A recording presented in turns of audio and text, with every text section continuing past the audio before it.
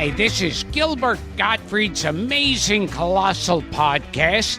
I'm here with my co-host, Frank Santopadre. And tonight we're going to be doing our special InMemoriam show. Something a little different. We haven't done this before. Yeah. But I thought, we've talked about so many people during the year who've passed, like Al Molinaro from The Odd Couple, and we've talked about Yvonne Craig, Batgirl. And I remember on the Academy Awards, they had the In Memoriam segment, and afterwards Steve Martin said, I love the In Memoriam segment so much, I can't wait till I'm on it. That's funny. You revealed to me today that it's your favorite part of any award show. I look forward. I just want to see that. The other parts bore me. Mm-hmm. The In Memoriam, I just love. Me too. Yeah. I don't know what that is. We're obviously both. It's because of the historian in us, or we're both just morbid. Yeah, both morbid historians. Right. So we should start by acknowledging the passing of a real icon, and that was the great Leonard Nimoy. Yes, and a friend of mine who's spoken to Nimoy, and this is a guy I met. He used to work at DC Comics, and with all my bottomless pit knowledge of meaningless showbiz trivia, this guy could skate circles around. That is terrifying. Yeah. That such a person exists. It's very scary. He's bordering on Dustin Hoffman and Rain Man. and he's a writer. He's written several books on Star Trek. So if anyone can speak about Leonard Nimoy, it's him. Ladies and gentlemen, welcome to the show, Alan Asherman. Hello. Alan, thanks for doing this. You're welcome. Thanks for asking me. Of course. Tell us again the name of the titles of the Star Trek books that you authored. I wrote the Star Trek Compendium and the making of Star Trek II and the Star Trek interview book. Cool. That's great. Now tell us how Leonard Nimoy's passed growing up. Well, I think Leonard's whole life was actually the build-up for playing Mr. Spock. He had unique features, which were the product of his Ukrainian Jewish heritage, and they caused Hollywood to classify him as a character actor, a performer whose physical appearance does not conform to the film industry's image of a potential star. He was, therefore, an outsider by Hollywood standards. He portrayed a succession of outsiders during his early TV career.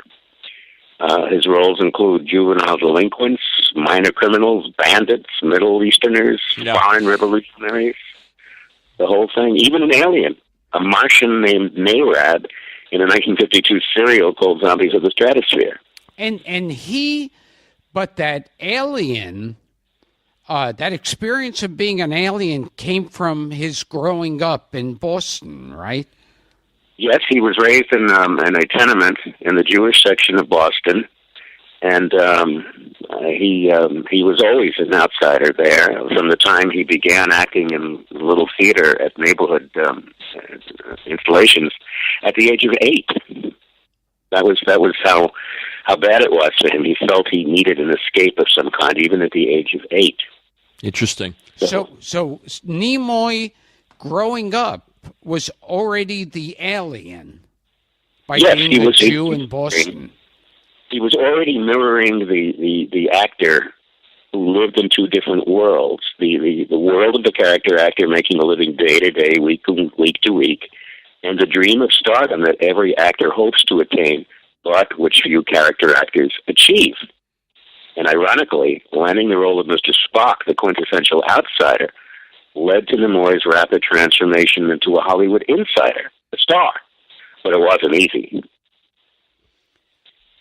There were a lot of reservations in the beginning. How did Roddenberry come to cast him as Spock? Was it an episode of a show called The Lieutenant? Do I have that right? That's the popular story, but they had known each other before. Roddenberry had written many scripts for a producer named Fred Viv, among whose series was Sea Hunt, Yeah, sure. And Lloyd Bridges. and Nimoy played in about a dozen episodes of Sea Hunt. Okay, so there was a pre-existing relationship between him and Roddenberry. Yes, and Roddenberry didn't remember when. It might have been on the set of The Lieutenant. It might have been when they saw each other on a Ziv lot during the 50s. But at one point, Roddenberry turned to him and said, "Someday, I'm going to put pointed ears on you." Wow. I hope that's true. It's great. Now, you told me that there were a few variations on the pointed ears in the beginning. Yeah, the initial reservation was Leonard wondered how would people react? Would they laugh at him? And the first pair of ears that were received from a makeup man, a very capable makeup man, Leonard probably kept his eyes closed on the makeup couch, and then when he opened them, he was aghast because he looked like an elf, some kind of probably looked like a Keebler elf or something. But in fact, in one episode of Star Trek, Captain Kirk calls him an elf with a hyperactive thyroid, which may have been a dig at that first reaction he had to the first pair of pointed ears. So there were other doubts, too. Could Gene Roddenberry convince NBC to keep Mr. Spock in the series? There exists a very rare booklet that NBC did on Star Trek. And in the booklet, NBC airbrushed out Spock's eyebrows and made his ears non-pointed. And when Roddenberry saw this, he was aghast, and he was told that there was some pressure, some fear. How would fundamentalists take this character who had a satanic appearance? And immediately there was pressure to take Mr. Spock out of the continuity. Oh, I never knew that. That's interesting. Another question was, would his character survive at all? And would he survive to become a beloved individual rather than a curiosity? That's what Leonard hoped to make him, a beloved individual. And my favorite story is the Vulcan greeting with the middle finger spread apart that Spock used to do, and where that came from. You know what that is because you're Jewish too. Yes. In the congregation. I've been trying to hide it. Yes. Oh, he's been trying to pass all these years. Go ahead. In the high holiday service, the priests, the Kohanim, left the congregation, and they do with each hand what Spock did as the Vulcan greeting, and that is where it came from. And I think one person recognized it when they were acting on the show. Celia Levsky, who was T'Pau, the high priestess in the episode of Muck Time, saw Leonard doing this sign and said, "Oh, of course I can do that. You know, I've seen it for years in shul. You know." That's great. We should talk a couple of things, Alan. Ken Berry was on the show. You might know this since you know so much about Leonard. But he was Ken Berry's CO in the Army Special Services. Did you know that? No, I didn't. We had Ken Berry on the show, and he gave credit to Leonard for really helping his career, putting him on stage, encouraging him, which is fun trivia. And he was he was a Renaissance man. I mean, people know Spock, and some people know Paris on Mission Impossible, and he did photography. I mean, he was a director. He wrote poetry. He recorded those wonderfully kitschy records. Oh, yes. In the 60s, yes. Which he came to have a sense of humor about. Even did what you guys are doing. He was a radio host for a while. That's right. And then In Search Of. Yeah, and that's on TV, but he also had a radio show and was a voiceover artist. Yeah, he did everything. And like a lot of actors, like Fred Gwynne as Herman Munster and all these other actors, they get embarrassed by what they're most beloved for. And I think he wrote a book called I'm Not Spock. Yes, and then years later, he wrote another book called I Am Spock. That's right. That's right. By that time, he had come to terms with his status as a super icon, and he realized that this was his immortality right there. Yeah, there was so much to admire about him. You know, I worked on a show at CNN, the Joy Behar show, a couple of years ago, Alan, and we had the pleasure of having Leonard on as a guest, and he told a great story about driving a cab when he was a young, struggling. I don't even know if he was an actor. He was driving a cab in Boston, and he picked up a young senator, John Kennedy. Oh, wow! In his cab. And he told a great story about it. He was such a wonderful interview. He was good in comedy, too. I mean, he was wonderful in that Simpsons episode. Oh, very funny. In the beginning, Roddenberry was very reluctant to put comedy into Star Trek. He wanted it to be a show for adults, and he was worried about crossing that fine line into parody and satire and therefore finally farce, which is what he never wanted to do. It took one of the best directors in Star Trek, Joseph Pevney, to change his mind. Pevney directed, to give you an idea of Pevney's versatility as a director, he directed Man of a Thousand Faces, but don't hold that against him. Uh-huh. He directed The Trouble with Tribbles, which is the funniest episode. Sure. And he also directed City on the Edge of Forever, which is potentially the most serious episode. And it was Pevney who said, this man, you have a man here, Leonard, who has a wonderful comedy timing. Let him use it. And he used the comedy timing to make it clear that Spock was an outsider, but that he was also very conversant with Earth and its customs, and sometimes he used Kirk as a straight man in his jokes. Yeah, I found him to be a funny guy when we had him on the show. There was such reverence for him when he came on, and he's a serious actor, and he's Mr. Spock, and he really played against that. And Nimoy on Star Trek sometimes would say these lines that was so obviously like an insult to Earthlings or what was going on. It was always very funny, and he played it straight. Now, Nimoy in his last years, really embraced the whole Jewish heritage part. He always did, but he never made a really big deal out of it until he had the clout to be listened to. And he was, I think, instrumental in reawakening William Shatner's heritage as a Jew. And he, toward the end of his life, he actually did a very, very enjoyable and funny special about Hanukkah. In which I didn't know that.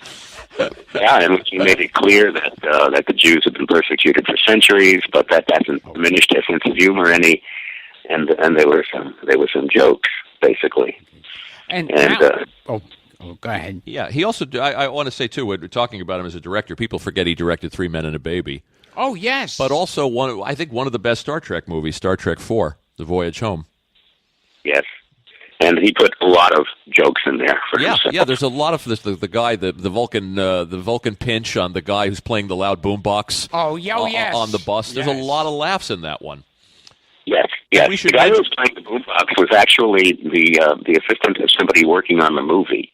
And Leonard turned to him one day and said, "You're going to be the guy I do the nerve pinch on the bus." His name was Kirk Thatcher. I know this because he worked for Henson. And we have a mutual friend. What an honor to get the Vulcan pinch. Yeah, right. Mr. Spock. Absolutely. And we should mention that Shatner has a book coming out this year from St. Martin's Press called Leonard, A 50-Year Friendship. So look for that. Okay. So we could talk to you for a few hours, obviously, because that's what our phone calls are like. But I should wrap it up to get to some other dead people. Tactful. So, ladies and gentlemen, we've been talking to writer and a friend of mine, Alan Asherman. Alan, thanks for coming on and telling us some stuff about the great Leonard Nimoy. Again, thanks for having me, and do call me back soon. We will talk to you again. No, thank you. I don't. Bye. So now we're continuing with our In Memoriam, which is always with Frank and I. This is both of our favorite segments of any award show. Yes.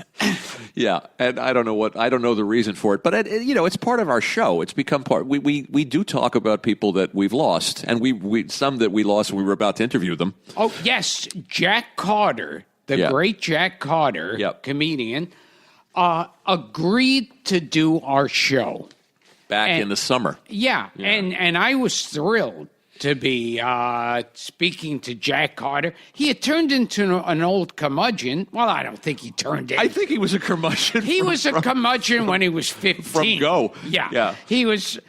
In fact, I remember a story that at Milton Berle's funeral, Buddy Hackett was talking to Nancy Sinatra. Okay.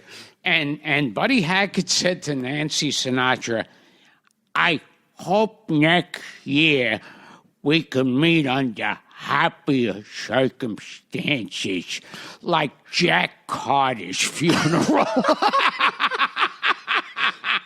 He was he did not pull punches or suffer fools, Jack Carter. In fact, Cliff Nesterhoff, the showbiz historian who does wonderful stuff, look on his Kliph is how you spell Cliff's first name, and he's got some stuff on his website called Shit Jack Carter Says. Oh, yes. Which I sent you. Hysterical. Which is hysterical and wonderful because Cliff got to interview Jack in his later years, and he left he left no stone unturned. And Jack didn't give a shit about hurting or insulting anybody. You know, he was born local boy, Brighton Beach, Jack Chakrin. Yes, or Chakrin. And I mean, the stuff he did. I mean, he was on Broadway and Call Me Mister and Mr. Wonderful and Top Banana, and he worked with Ed Wynn and Jimmy Durante and Martin and Lewis. I mean, he'd been around. And he was one of those guys back in the old days with those guys like Jerry Lewis and Milton Berle who did a little of everything. Yes. They were not only comedians, they sang, they danced, they acted. Oh, yeah. Yeah. Yeah, but his acting credits, I mean, Diagnosis Murder, Rockford Files, Touched by an Angel, Emergency, Fame, Fantasy Island, Seventh Heaven, Baywatch, Third Rock from the Sun, Coach, Desperate Housewives. He worked constantly. And we weren't in the same episode, but we were both in the very, very popular, successful series, The Watcher. Gee, that's the first time you think you've even brought that up. The Watcher. Yes. All right, I'm going to ask you about that after we're off. He also was very close to Sid Caesar and delivered the eulogy at Caesar's funeral, which I found out. So that was a real loss. I remember standing in front of the Friars Club with you, and you kept saying, get Jack Carter, get Carter. Yeah, yes. You kept saying, get him quick, get him quick. We were standing in front of the Friars in the rain. Dara was calling an Uber, and I think he passed like 6 or 7 days later. So that was a bad break. And then he was like booked for a month later, and I said, not a month later. That's right. Get him now. That's right. So that was So the great Jack Carter. Yeah, that one hurt. And definitely find shit Jack Carter Says on Cliff's site. It's gold.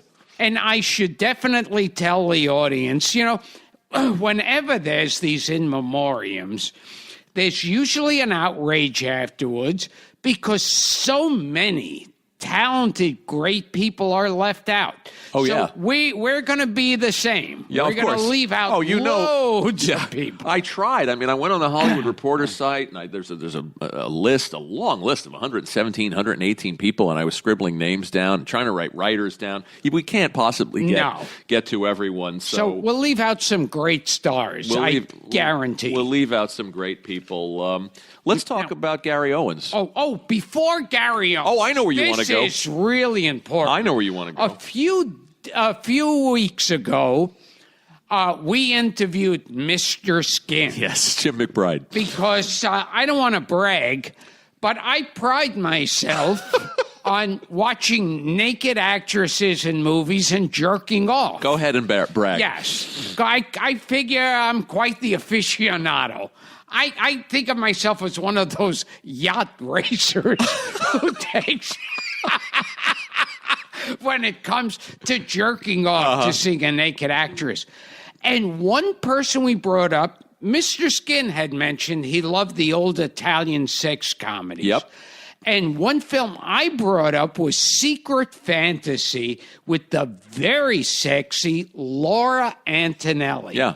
And she passed away this year. In June, I believe. And when we were talking to Mr. Skin, I didn't even realize she had passed, or I would have mentioned it. Yeah, I didn't either. Yeah, she did a lot of stuff, and she had a big career in Italy. Yeah, and just one of those old-time Italian actresses who is just totally like how Ed Norton would describe as va-va-voom. Yeah. Very good. He worked the Honeymooners into a Laura Antonelli tribute. Yes, indeed. So the very sexy Laura Antonelli. She was not that old either. Yeah. She passed in June. So Mr. Owens... Yes. We had George Schlatter on the show. We haven't run that episode He was yet. the announcer on Ronan Martin's Laughing from beautiful downtown Burbank. Yeah, another guy who was on our list. Yeah. And we really and I'm kicking myself about that one because my wife says to me now, she says, look up these people's age, call them and start ranking them by age. And Gary wasn't that old. I think he was in his early 80s. God, he would have been wonderful for us. Look, to us, only the two of us would say, he's not that old. He's in his early 80s. Well, relatively speaking. He's a kid. I mean, Olivia de Havilland's still hanging around. She's 170. Yeah. I'm kicking myself for this one. There's a bunch I'm kicking myself for. Yeah, but he was a gifted comic and another guy who did everything. He did radio shows, he did characters, he was a comic. Beautiful downtown Burbank. Of course, most people would know him from Laugh-In. I mean, he did theme park voiceovers, he did television commercials, and he was hired on Laugh-In. Yeah. Through an accidental meeting with George Schlatter in a men's room. And I think Perfecto Telles. Perfecto Telles, another guy we didn't get. Yeah. You remember Roger Ramjet? Oh, yeah, Roger Ramjet and his Eagles fighting for our freedom. We fly with him through outer space, not to help him, but to feed him. Roger Ramjet, he's our man, hero of our nation. For more adventures, make sure to stay tuned to this station. That was Roger Ramjet was Gary Owens. He was also the voice of Space Ghost. Oh, my God. He did all kinds of stuff. He hosted radio shows all over the place. He created characters like Earl C. Festoon and Endocrine Stern Swallow. And he worked with June Foray and Dawes Butler and the great Paul Frees. Oh, the great voiceover people. Yeah, and Mel Blanc. And he was a screenwriter for J. Ward Productions. Did you know that? And gosh. And on Laugh-In, he always held his hand over his ear like the old-time hammy radio announcers. Yeah. And it was so funny. Yeah. He did 30,000 commercials. Wow. Yeah. And I just wished we had gotten And him. I can't hold on to one. No.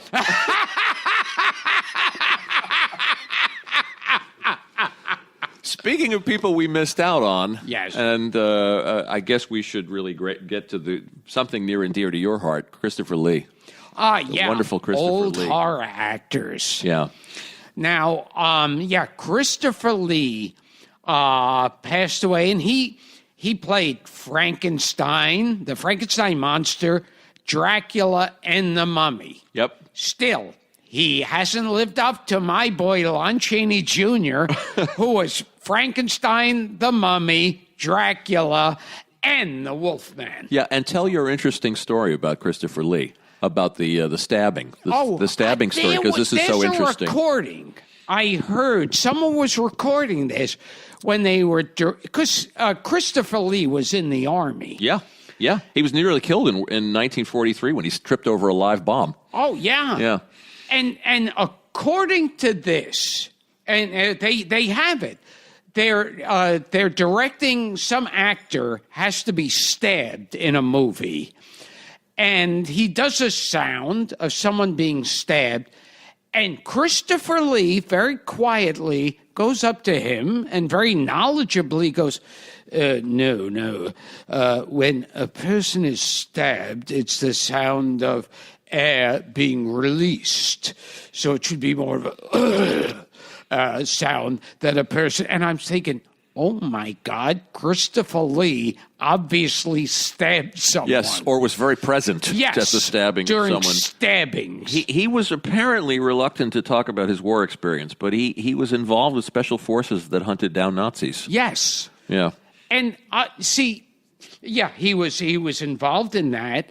And I heard, too, that he was among the troops in the liberation of the concentration camps. And Christopher Lee said now, because of all that, he has no trouble with horror films because he's seen real-life horror. Right. And here's some good trivia for you. Do you know who his step-cousin was? Uh-oh. Ian Fleming. Oh, my God. Isn't that interesting? And he's in a Bond movie. Yeah, he was like Scotch-a-much or what? Scaramanga. Scotchy muchy. Snooky Lanson. He was the man with 3 nipples. Oh, yes. Long before Krusty the Clown in The Man with a Golden Gun. Yes. Yeah, he's great in that film. And, people know the horror films, but he did a lot. He's great in The Wicker Man, which I've talked about on the show. He's creepy in The Wicker Man. And he does like a little weird, scary dance in The Wicker Man. Yeah, and he's wearing high-top sneakers, and he's got long hair, and he's just disturbing. He was friends with, I mentioned this to you, he went to prep school with Patrick McNee. Oh, my God. John Steed of the Avengers, yes. who also passed this year. So it's interesting. Wow. They died. They were close friends for life, and they died in the same year. And I heard Christopher Lee loved imitating cartoon characters. I never knew that. And he would, like, toward the end of, when he was friends with Peter Cushing. Because they both worked together all the time. Right. And he would call up Peter Cushing and go like, fluffering fuckatash. Never heard that. He would do all these cartoon characters, and Peter Cushing would laugh. That's wonderful. He turns up in things like Billy Wilder's Private Life of Sherlock Holmes. He's funny in Spielberg's 1941. Oh, yes. Another movie I've talked about. Richard Lester's Three Musketeers. You can see him in. He's in the band. He's on the Band on the Run album cover. Oh, that's right. With James Coburn. Yes. Yes, the Paul McCartney album, which is fun. And we also have to mention his we've talked about it with Alan Zweibel and Lorraine Newman. And that was his wonderful appearance as Mr. Death on Saturday Night Live. With Lorraine Newman, where he plays Death. Yeah, and those episodes, the entire run of the original SNL is available, so find that episode. I remember him introducing Meatloaf was the musical guest. Oh, wow. And he said, ladies and gentlemen, Meat Loaf. I like its first and last name. Yeah. I think he was wonderful, and it would have been great. I mean, when we started the podcast, he was already 91, and who knows if he was giving interviews at that point. But, boy, what a great. Where do you want to go now? Oh, another one that I actually took part in a documentary about, who I wish to God we would have had on a podcast, and that's Theodore Bickel. Theodore Bickel. Lived to a ripe old age. Yeah, Theodore Bickel. I forget the name of the podcast. The documentary I meant. Yeah. I forget the name of the documentary. What? Was it When Jews Were Funny? It could have been. Oh, something. No, I don't know. We'll look it up. Look it up. Theodore Bickel was one of those people. I mean, he was like the Jewish Burl Ives. That's funny. He acted and sang. Yep. And he was a folkie. Yeah, he was known as a great folk singer. I think he was one of these people who spoke like 100 different languages. Yeah. Christopher Lee spoke 5, by the way. Oh, wow. Yeah. And he was in movies. He co-starred with Humphrey Bogart and Katharine Hepburn in The African Queen. Yeah. He co-starred with Tony Curtis, Sidney Poitier, and once again Lon Chaney Jr. Oh.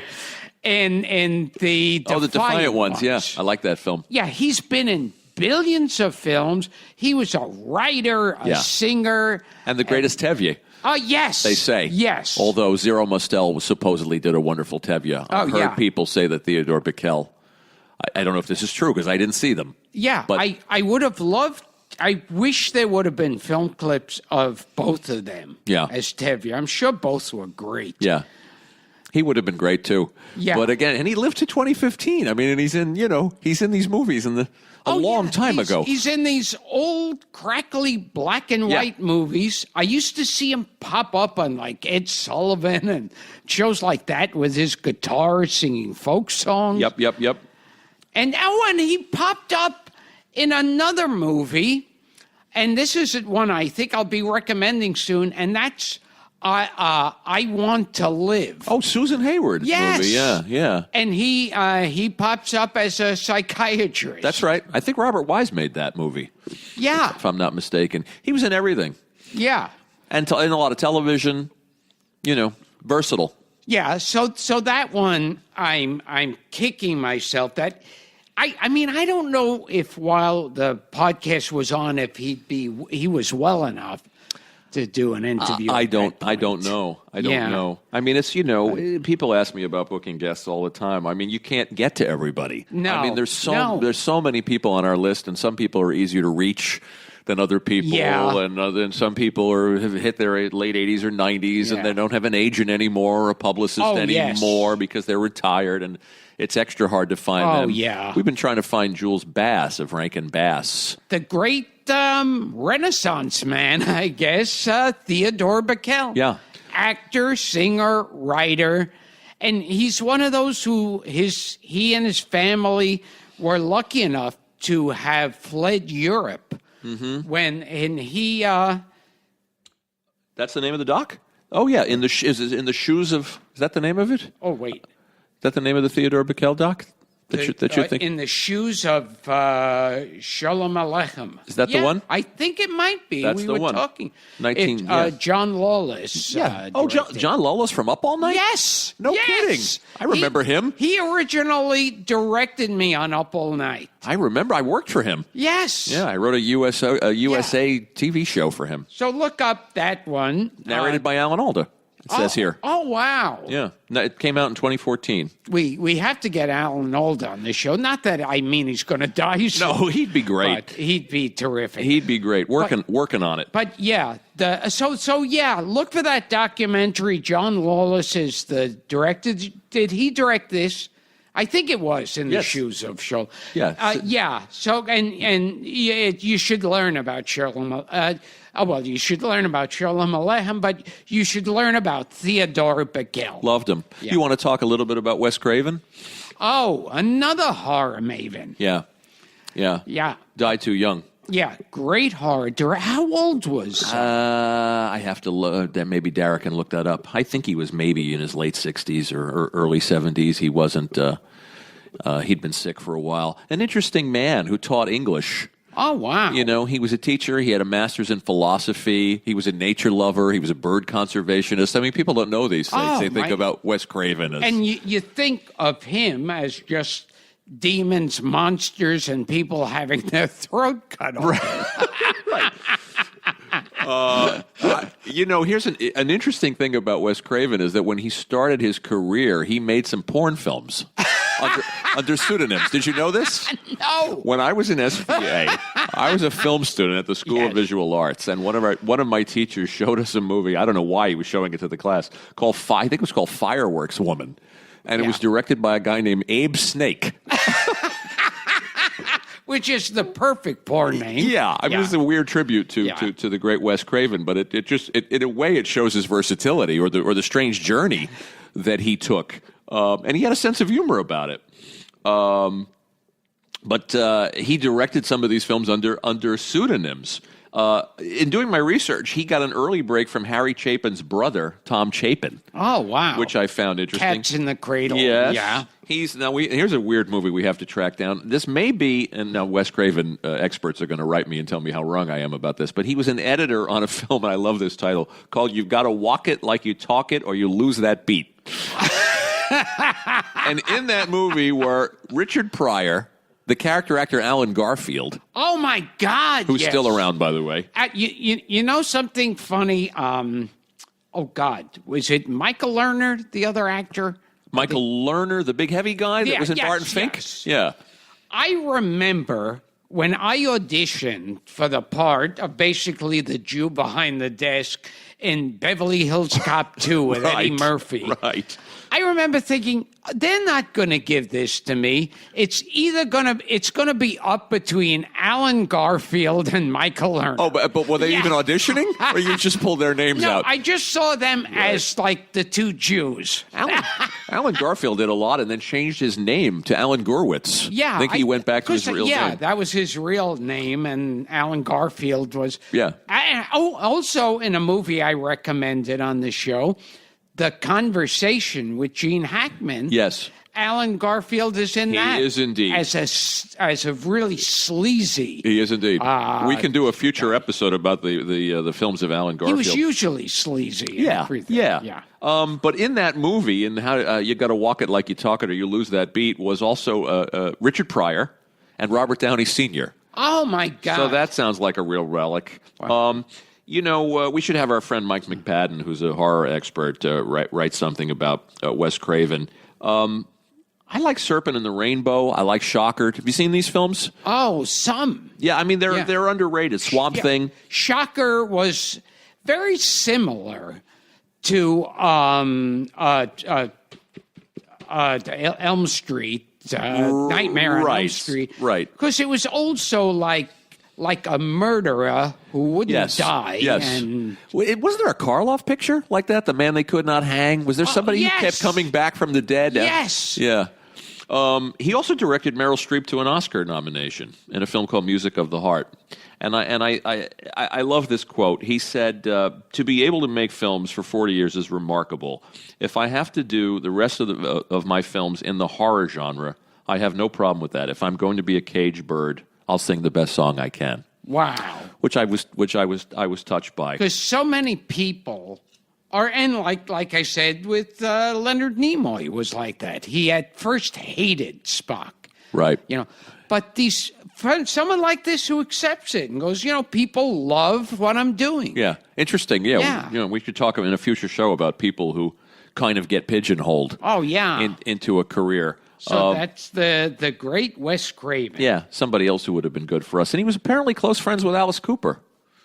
And who we need to get. Wow. Oh, we got to get him. Yeah. And Alice Cooper was friends with Groucho Marx. That's right. Yep.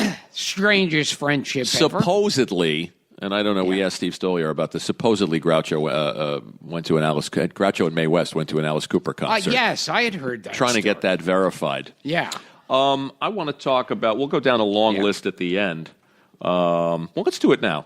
These are just some names of some other people we lost and other people that were on our original booking list. Maureen O'Hara passed. Oh, yes. From The Quiet Man and Miracle on 34th Street. She lived a long time. How old was she? Well into her 90s. Wow. We lost Omar Sharif. Yeah. This year. Who played a Jew. Did he? He was Arabic, but played a Jew in Funny Girl. That's right. Where he was that real-life gangster, like Arnie something. Yeah, Nicky, was it Nicky Arndt? Nicky Arndt? Do I have the right name? Nicky Arnstein or something? I'll have to check. Nicky somebody. Because Fanny Bryce was in love with this real-life gangster, a Jewish gangster. And that song, but, he doesn't a lot, and he said, but I love him. Oh, I'm trying to think. Yes, I love him. Yeah, Dara just said she loves that song. 2 or 3 girls has he that he loves as much as me, but I love him. And everyone was familiar that she had had this affair with this gangster who broke her heart. And they say, like, grown men watching Fanny Bryce sing that song would break down crying. Really? That's good trivia. That's good stuff. He was also an expert bridge player, Omar Sharif. Oh, and he had a bridge column. Oh, I remembered an Omar Sharif story. Okay, lay it on me. Okay. He was supposed to go out with this girl, because he was, let's face it, a pussy hound. Yeah. And Sure he was. He was going to go over to have sex with this one girl. She kind of stood him up or whatever. And so because he wasn't going to be having sex with her, he went down to the gambling tables and he won a fortune. And he then filled this girl's room. He had like about 1,000 bouquets of flowers, filling this girl's room with the note that said, "Thank you for canceling. You would have been the most expensive fuck I ever had." Wow. Where did you hear that story? He had told it in an interview. Some of these are the strangest Hollywood tributes you will hear to the deceased.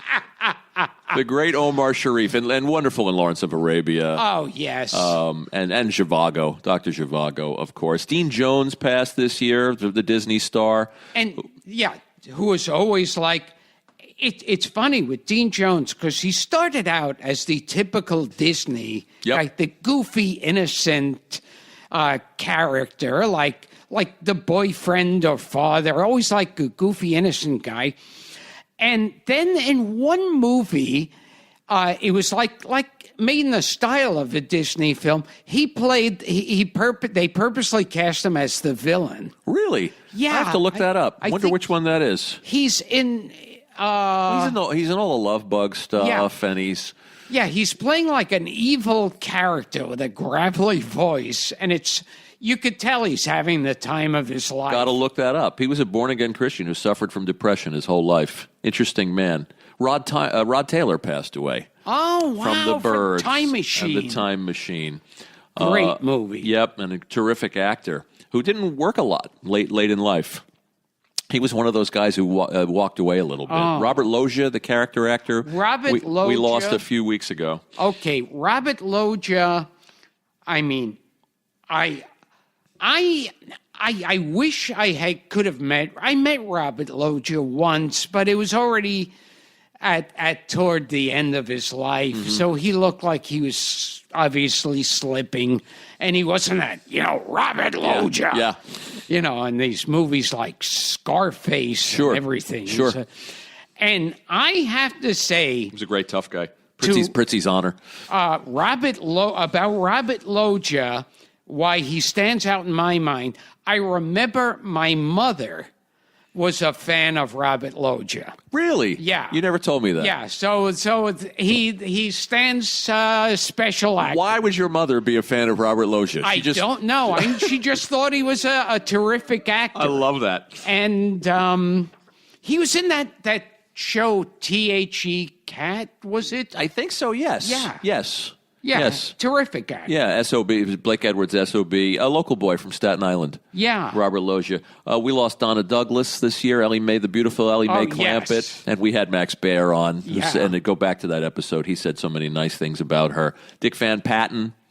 Oh, yes. From Eight is Enough and When Things Were Rotten. Oh, yes. Mel Brooks. He was pals with Mel Brooks. He pops up in a couple of Mel Brooks films. Yep. Oh, he's in High Anxiety. Oh, yes. Yeah, a funny guy. Another local boy from Queens. This one we were really kicking ourselves about at the time, and that was Alex Rocco. Yes. Who we lost from the famous Teddy Z and The Simpsons. And of course, Friends of Eddie Coyle. Most importantly, The Godfather. And of course he was Mo Green. Yeah, in The Godfather. Got shot in the eye. Yep. And there isn't even a plaque or a monument. Yes. I didn't get angry. I knew that he was hot-headed. but this is the business we have chosen. Thank you, Hyman. Yes. Yeah, he was great. I understand through some people who worked on The Simpsons who told me he was a great storyteller and would have been wonderful for us. I had such affection for him as an actor. He was in the George Carlin show that Sam Simon created for Fox. I liked everything he did. And one great story he told that I'll try to describe it. It will not work, and we might have to cut it out. It's okay. When Francis Ford Coppola wanted him to be in The Godfather, he said, well, he had reservations, Alex Rocco, because he said, I'm Italian. I don't know if I could play a Jew. And Francis Ford Coppola said to him, he goes, it's simple. And Francis Ford Coppola put like his fingers and thumb together and waved the back of his hands forward and said, this is Italian. And then he put his hands down a little to show the palms of his hands and waved them forward a little and said, this is Jew. I love it. I think people could picture that. We'll have you do that for the website. We'll videotape it. Interesting, because Khan was a Jewish guy playing Italian. Yes. In the movie, Alex Rocco was an Italian guy playing Jewish. Probably a lot more crossover. Oh, yes.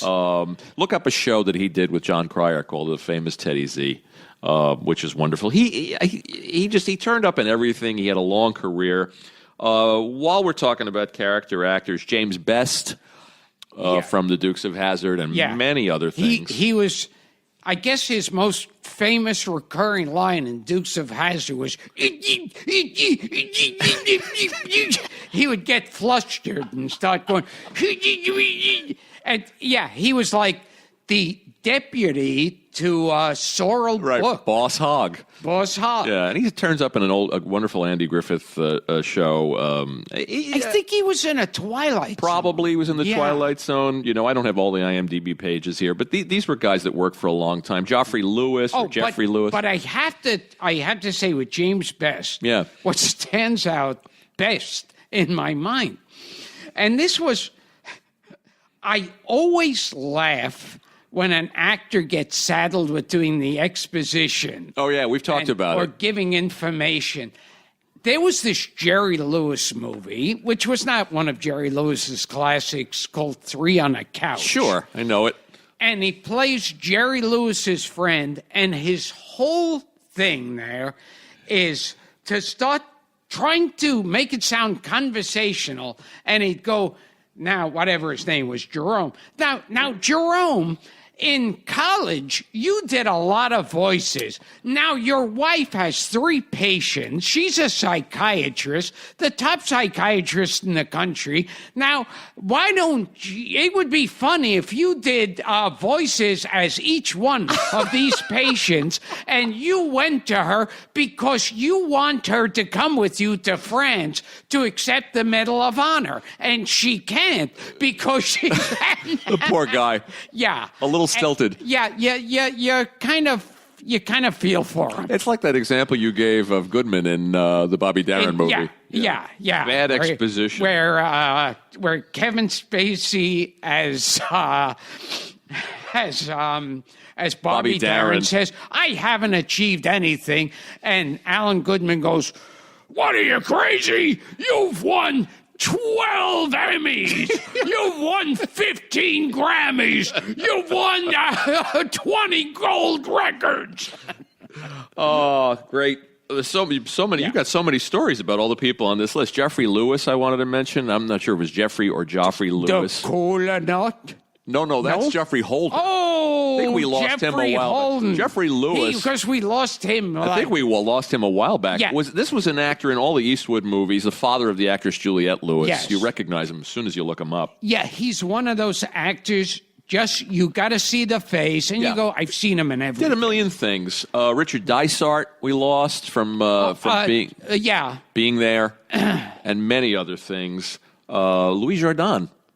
Oh, yes. passed away. Anita Ekberg. I mean, I got a long list here, which we're trying to mention everybody. Melody Patterson from F Troop, Wrangler Jane. Oh, yes. And we had, so far we had Larry Storch. And Ken Berry. And Ken Berry. Right. And we missed out on her. And I think the only major name from that show that's still alive is James Hampton, who played Dobbs. Oh, my God. The trumpeter. Well, we got to get him. We'll call him. Melody Patterson, an interesting life. Ann Mira. From the great Stiller and Mira. Stiller and Mira passed away a couple of weeks ago. And Mira was in another movie I recommended, Boys from Brazil. Correct. Did you ever work with her? She was fun. Okay. I didn't work with her directly, but she was also in this movie. I saw that if you missed it, you didn't miss anything, and that was Highway to Hell. How do I not know these credits of yours? Oh, yes. I thought I knew everything you've made. But I remember I would run into her and Jerry a lot.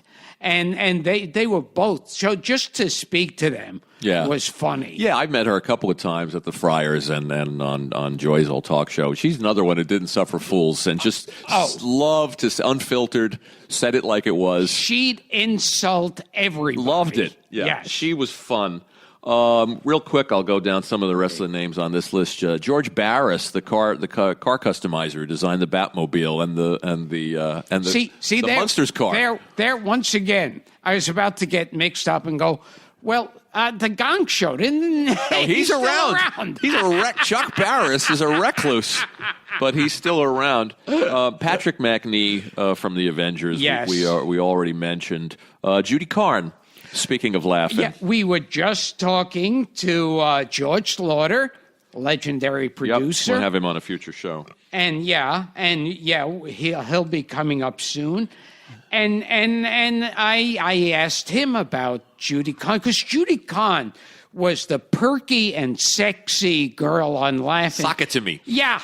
And she would dance in a bikini. Yeah, with those temporary tattoos. Oh, yes, yeah. They would be like peace signs and everything from the city. And then at the end, it would freeze on some funny thing. Yeah, she was great. Like, you bet your bippy. Right. Or they would zoom in. They would do those bad '60s zooms. And her career and her life kind of fell apart, like through drugs and alcohol. Yeah. Paul Schaefer and Tom Leopold have a great Judy Carn story that I won't tell here because it takes too long. We have to move it along. But we'll have Paul or Tom come back and tell that story. I liked her in a show called, you remember a show called Love on a Rooftop? Yes. With the late Peter Dool? Yes. Who committed suicide? And I think Nipsey Russell was in it. Don't quote me. Peter Dool from that show that was a ripoff of it was a Butch Cassidy. Yeah, Alias Smith and Jones. Yes. Yeah. Yes. Yeah. Who else do I want to bring up? Here's some writers. I mean, Melissa Matheson, who wrote E.T. and The Black Stallion. And Stuart Stern, who wrote Rebel Without a Cause. Brian Clemens, the Brit who created the Avengers and wrote many other wonderful things. You pitched Save the Tiger on the show recently. Yes. And Steve Shagan passed away, the writer of Save the Tiger. Wrote a wonderful movie called Primal Fear, too, with Richard Gere that I suggest people. And I had recommended Save the Tiger. Oh, you Saved the Tiger. You mentioned Jack Lemmon. And while we're talking about writers, Sam Simon from The Simpsons and Taxi. Yes. Which is a very sad story, but uplifting in a way that he passed away and left the bulk of his fortune to charity. To animal charity. Oh, wow. Became a philanthropist. Stan Freberg, we should mention, because we talked about him with Weird Al. Yes. You know, the great Stan Freberg. He would create these funny... well, first of all, a great voiceover guy. Yeah, another Renaissance man. You know, like they used to have these brilliant voiceover guys. Now they've got so many celebrities, but they'd have these voiceover guys that only in the business you knew. And Stan Freberg was one of the top guys. Yeah, and he was an animator. He was a voice actor. He was a puppeteer. He was a very accomplished ad man. Check out Stan Freberg Presents the United States of America, which is a wonderful piece of work. And he would do these funny comedy recordings. Oh, yeah. Where he creates. Yeah, satirical songs, musical parodies. Another guy who worked with Mel Blanc, Bob Clampett, Friz Freleng, Dawes Butler. He died in April at the age of 88. He would have been wonderful for us. Another young guy. 88. A mere kid. I want to talk, and we're winding down. So let's. My God, there's so many people we could get to. Say yours. Did I miss somebody for you? One person I wanted on the show, and we were planning on getting, and he played Jimmy Olsen on the classic TV show of Superman, Jack Larson. Jack Larson, who my old boss, Bill Getty from The View, knew Jack very well. They were neighbors in Palm Springs, and he called me afterward, and he said, not only did you miss out by not having him on the show, but you would have loved him. That he was just, personally, he was a great guy and a raconteur, and that one hurt, too, when that one happened. He was on our short list. And Jack Larson, I remember telling a story because he knew James Dean. Yes. Yeah. Yeah. And obviously George Reeves. And, yes. Yeah. I mean, the stories he could have told would have been amazing. Noel Neal is alive. Maybe we should track her down. Yeah. Yeah, Lois Lane. No, but Jack Larson told a story because he knew James Dean. And he said, and everyone worshipped everything Dean did, so holy and so sensitive. And he said, James Dean would walked into a party, and there was a drum set lying on the side of the room, and he started pounding on the drums, not playing them, but just pounding really loud, making noise. And finally, some guy at the party yelled out, "Hey, Jimmy, you're giving me a headache." And then he said that James Dean put his head down like he was about to cry. And Jack Larson said, "And I'm sorry, I just didn't buy it." Where did you see that interview? He did on some show. Oh, he would have been so good for us. And I thought, boy, oh boy, I love to talk. He wrote librettos. He was a writer. He was a musician. He did this. He had a whole other life. Yes. Apart from Superman. Speaking of superheroes, I have to mention Batgirl, Yvonne Craig, who I got to know just a little bit. I worked for the FX network, and we had Batman on the shows in the early 90s. And I said, let's get Yvonne on the show because Batman, in those days, FX wasn't doing original programming. Oh, yeah. It was mostly reruns. And I called her up.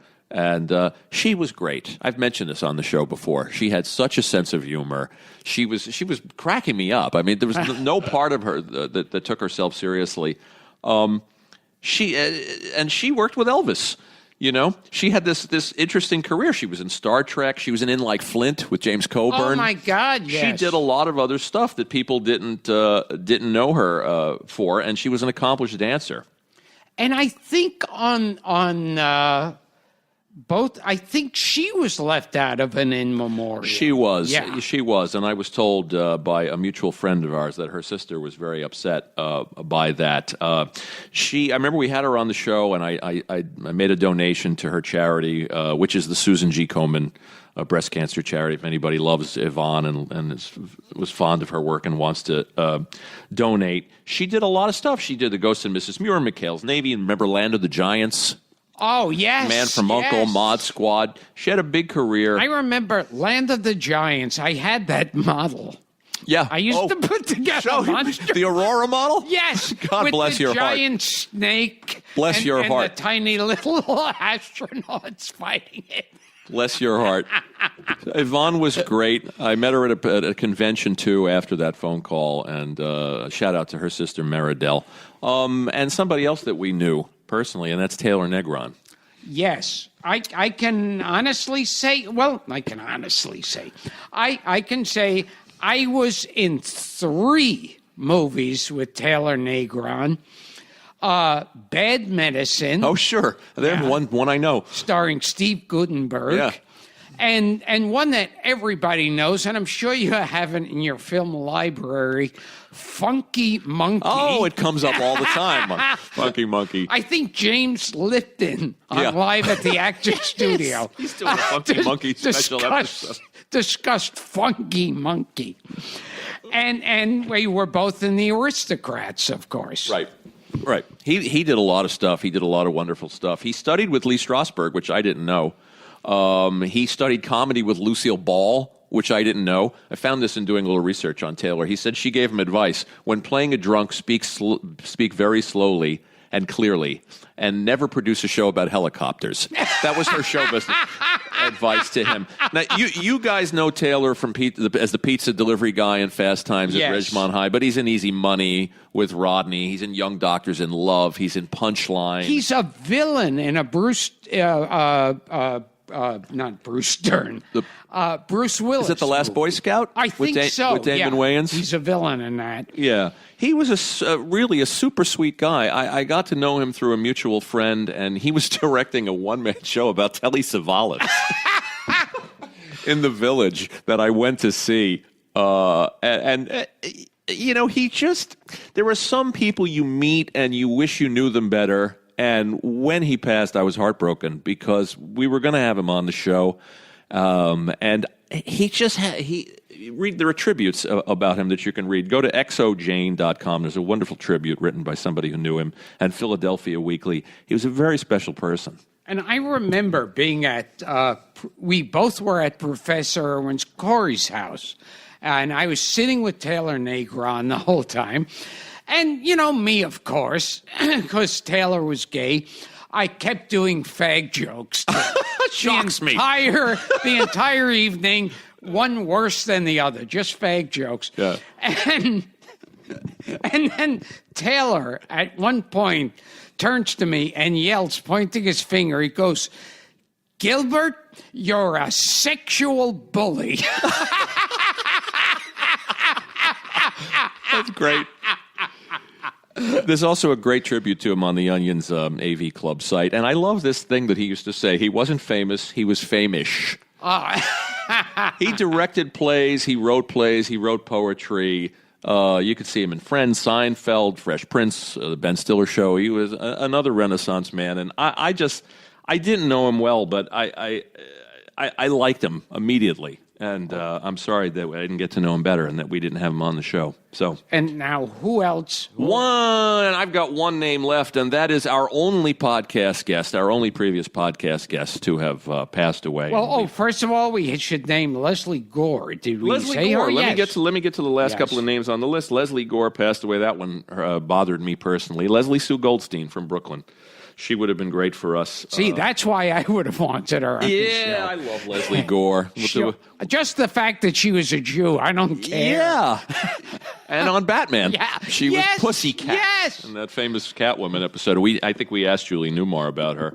Two of the Little Rascals, Dickie Moore and Jean Darling. Yes. Both passed away. And we had Dickie on our list. That didn't happen either. The great composer James Horner of Titanic and Apollo 13, Field of Dreams. Jane Meadows. Oh, my God, passed yes. this year. Anita Ekberg. Oh, as yes. long as you're in your Laura Antonelli. Another boom. From 8.5. And Gene Sachs, who was married to B. Arthur. Oh, the great stage director. Stage director and directed the Odd Couple feature, Yes, which we yes. can't fail to mention Gene Sachs. Felix. That's all I have. I'm sure there are many other people. There are a lot of people we are leaving out. Yes, and so feel free to write about them and post about them. Okay. And we have to get to our friend Joe. Yes. So, what can you say? Joe was one of those people. Joe Franklin. Joe Franklin was one of those people. If you lived on the East Coast and you stayed up way too long, there was a strange reward in getting a show that if they spent 2 cents on it, I'd be surprised. But he did more of them than anybody else. Yeah, the Joe Franklin Show.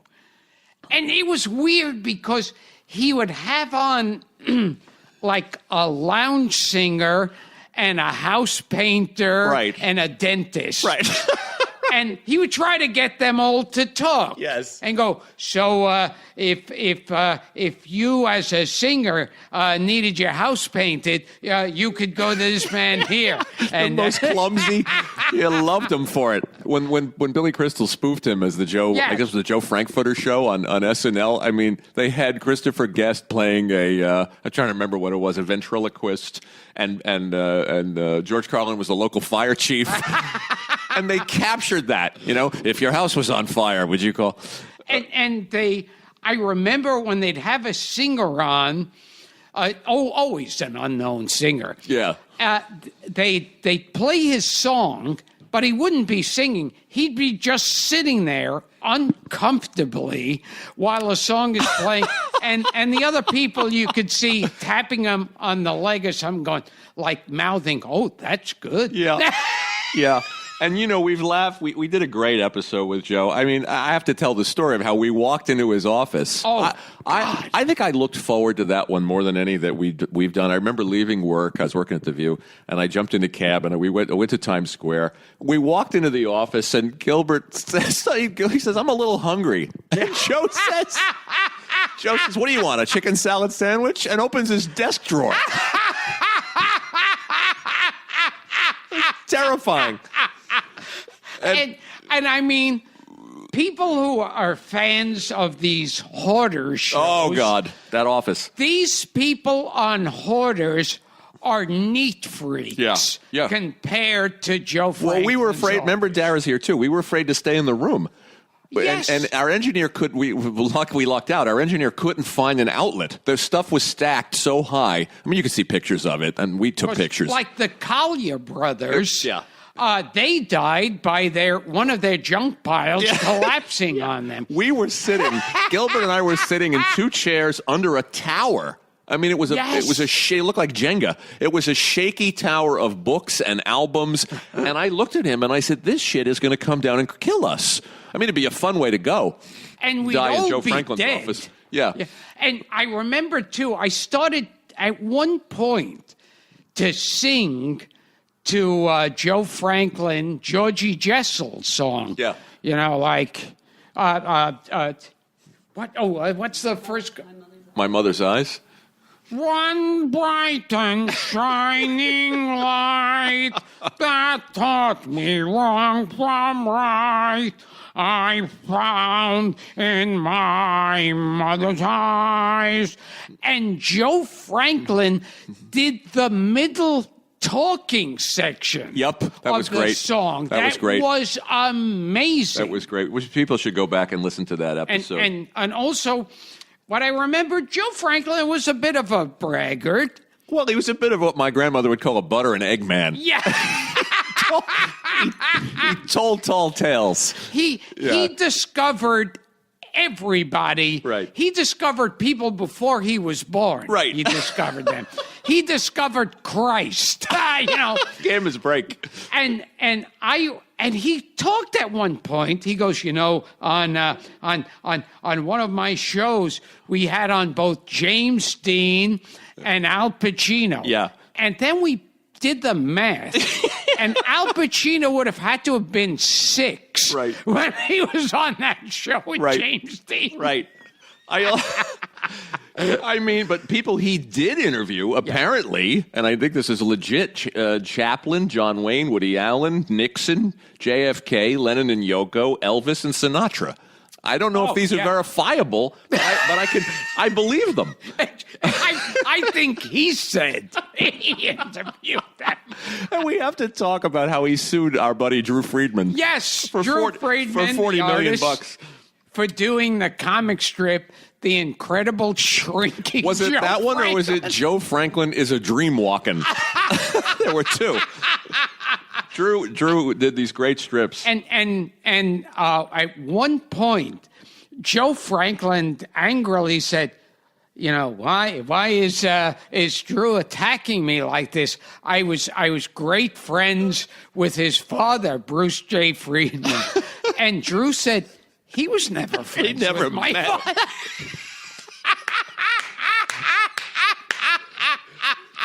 Find Drew's books online, folks. They're the early books.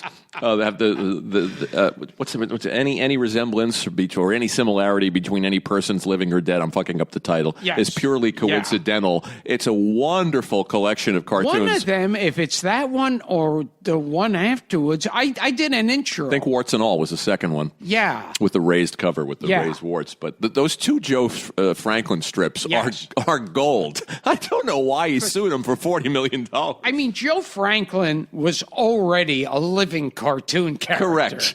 And he threatened to sue Sarah Silverman after the Aristocrats. You remember that? Because Sarah Silverman, the Aristocrats, did a long story that ends with her looking to the camera and going, Joe Franklin raped me. I think that by that point, somebody advised him not to do it. And we have to tell people, there we were in his Times Square studio. We walked out, we left his office. I was just going to talk You about tell it. Go, I'll could talk. I'll set it up. But we left his office because we thought we were going to get killed by falling debris. There were no outlets. We went down the hall, and if you listen to that episode, you can hear traffic noise because we're right on Broadway. In an empty room. I mean, it was an absolutely empty room, and we had a card table in the center of the room, 3 chairs, you, me, and Joe Franklin. It was surreal. Yeah. The audio was not ideal. And when we did the interview, gosh, I had the time of my life doing that. And when he finished, tell them what happened. We were, Frank and I are sitting there. We said goodbye to him, and he turns around and slowly is walking out, and the only thing missing would be like a really sad rendition of Smile, like, da da da da da da da, or like, or a sad There's No Business Like Show Business, and he's walking, and he's turning with his back to us into a silhouette. It was so strange. He walked off into darkness. Hallway. Yeah, we both looked at each other, and neither one of us said anything. Yeah. But it was one of those rare moments where we both recognized a moment. Yes. And we looked at each other. It was a very long corridor, and he said, "Well, so long, fellas. See you in the next roundup." And he walked down this long corridor, and he disappeared into darkness. And it really looked for all the world like Chaplin exit. On a TV show or movie, you would think They had to work on that for a month to get that perfectly. It was beautiful. Yeah. And I somehow knew it was the last we'd ever see of him. Yeah. And I think it was his last interview. Yeah. And somebody wrote me and said, this is at the point that the podcast, I started to realize that the podcast was becoming more than just a podcast, that maybe we were, and it sounds a little self-serving, but maybe we were archivists. Yes. Because we're getting the last interviews with some of these people. That was special. I just want to wrap real quick. Anybody else you want to bring up before I think Adam Sandler died this year. Or is that just wishful thinking? Now you've done it. I just want to add one person. That is my dad, who passed in April. And he was a funny character. His name was Charles. You can look at his paintings. Go to charlessantopadre.com and look at his art. Very interesting guy. My dad, we had a complicated relationship, but he introduced me to stuff like W.C. Fields and Jackie Gleason and Peter Sellers. He hated Danny Kaye and Bob Hope, and I think rightly so. I won't tell you his feelings on Jerry, because I know how fond you are of Jerry. He would call me in the middle of the night. When I lived in L.A., he never had the time. He never could understand the time difference. Oh, yes. So he was up at 8, and he'd call me and it was 5 in L.A. And he'd say, I don't understand these. I don't understand. How did Dane Clark have an acting career? You know Dane Clark? Yes. Nobody knows who Dane Clark. Or he'd call me and he'd rail about like Richard Jekyll. Oh, you remember him? Yes. I'd say no one knows who these people are but you. Or he'd call me and he'd say, I can't sleep. I'm confused. Which one is Julia Armand and which one is Juliette Binoche? And we'd have these really weird non sequitur conversations. I watched movies like Mad Mad World. He introduced me to that, and The Great Race, Yes. which we've talked about. And then those Magnificent Men and their flying machines. Oh, my God. Those movies that they don't make anymore. Those magnificent men and their flying machines, they go up, up, they go down, down. And one of our last conversations, I got him to listen to the Danny Aiello episode of the podcast. And, one of the reasons our relationship was complicated was because, he was kind of the star or the talent in the family. And it was hard. It was sometimes hard to get him to check out or take seriously what I was doing. But he called me and he said, boy, that Danny Aiello episode, he sat and he listened to the whole thing. Yeah. And he said, I never knew you had such a good voice. Which was odd. And then he said, I got to tell you one thing. And I said, what's that? And he said, that Gilbert Godfrey, he is one funny fuck.